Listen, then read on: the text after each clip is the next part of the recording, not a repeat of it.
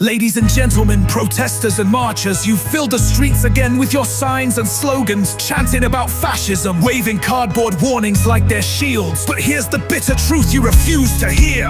You're not fighting fascism. You're paving the road for tyranny in a different color.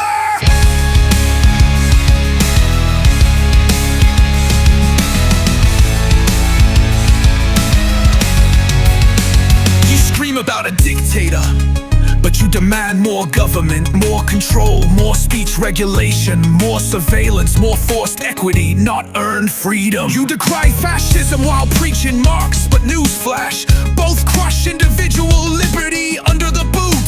Fascism controls the people through force. Communism controls them through need, and both leave grays behind.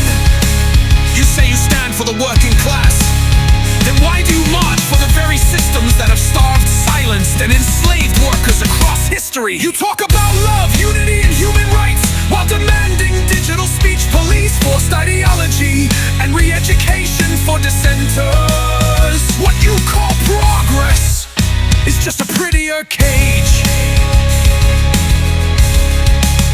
You cry about oppression, but support lockdowns, censorship, and coercion.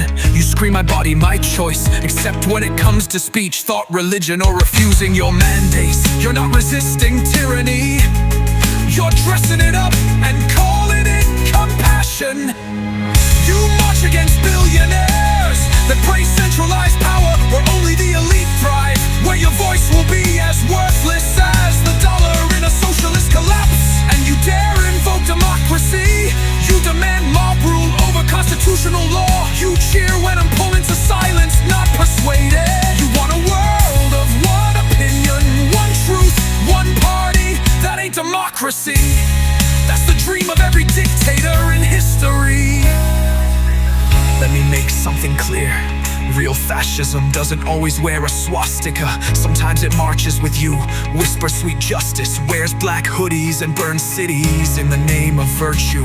And real communism, it doesn't start with chains, it starts with promises. Free this, free that, until everything's free and nothing's yours.